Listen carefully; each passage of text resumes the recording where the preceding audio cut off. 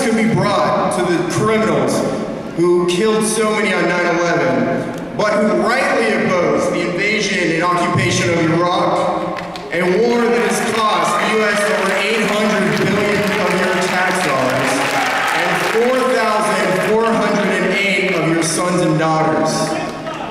This person is the only one in this presidential race with a realistic plan to balance the federal budget without breaking the promises that have been made to our mothers and fathers, grandmothers and grandfathers.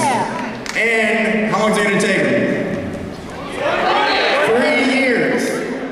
Everyone else talks about trimming the deficit. We will have a balanced budget. And the best news, in poll after poll, the American public says they would elect him over Barack Obama. And just for NBC, ABC, CNN, Fox News, etc., we have way more than 96 delegates. Ladies and gentlemen, it's my pleasure to introduce the coming winner of the Texas Republican primary and your next president of the United States, Dr. Ron Paul.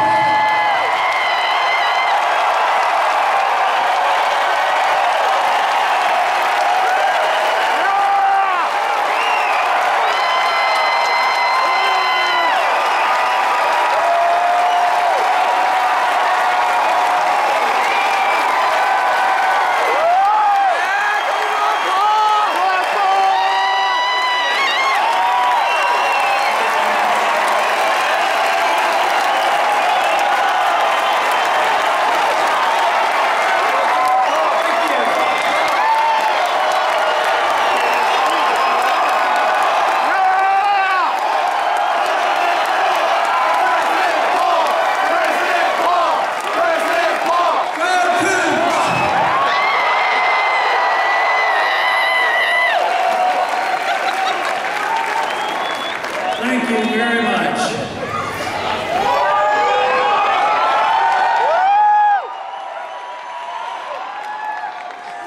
I want to thank Will Hearn for that wonderful singing. Wasn't that delightful? David, thank you very much for that very nice introduction, and thank you all for giving that very nice welcome and for coming. That's very nice of you.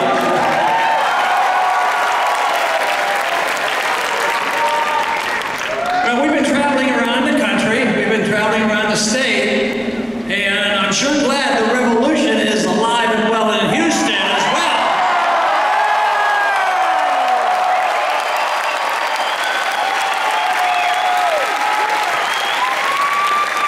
Every once in a while, you've noticed that the media will come up and say, "When are you going to quit?" I just quit. We're just really getting going. They said everybody else is dropping out. And I said, yeah, they ran out of money, they ran out of supporters, and nobody comes to their rallies.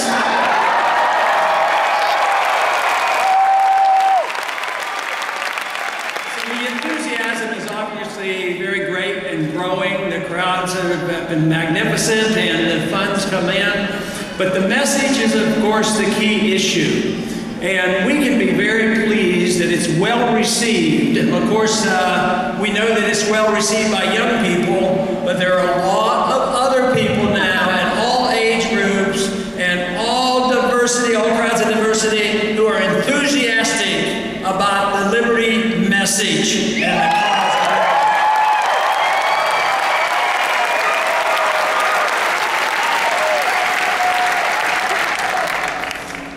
People have changed a lot in the last 4 years. We had a campaign 4 years ago. It was, as far as I was concerned, very successful. But something happened 4 years ago. Some of the things that we were talking about and warning about came about. There was a financial crisis. People know that there has an explanation for this, and they know that it has a lot to do with monetary policy and the mischief of the Federal Reserve System.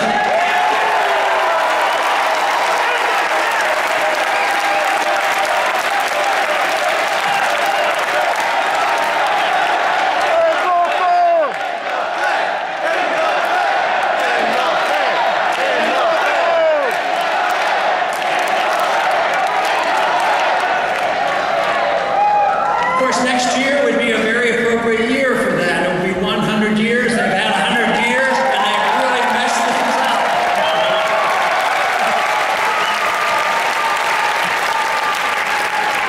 The Federal Reserve was given a very good dollar at the time in 1913. It's now worth 2 cents. I would say that along with the recession, the unemployment, and the rising prices, that they have come in with an F grade, they have failed, so it is time to look to something very not complex on what to do. Why don't we just look to the Constitution and find out that gold and silver is supposed to be legal tender? That's all we're doing.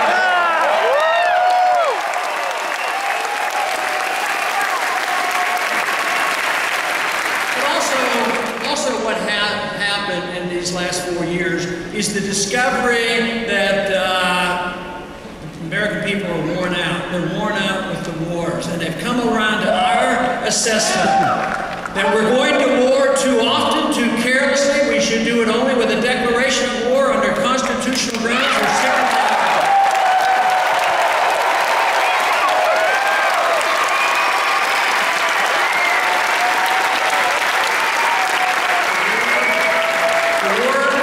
A drain. War is always an economic drain. Some people try to teach us in our schools that depressions and recessions are ended by going to war.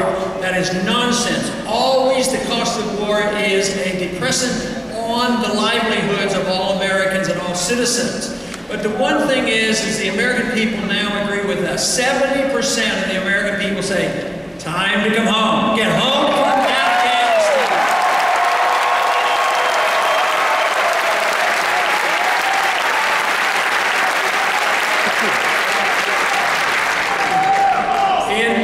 Instead of the Republican Party, the other candidates offering a solution that is even close to ours, they were competing to try to, who is the most critical of Obama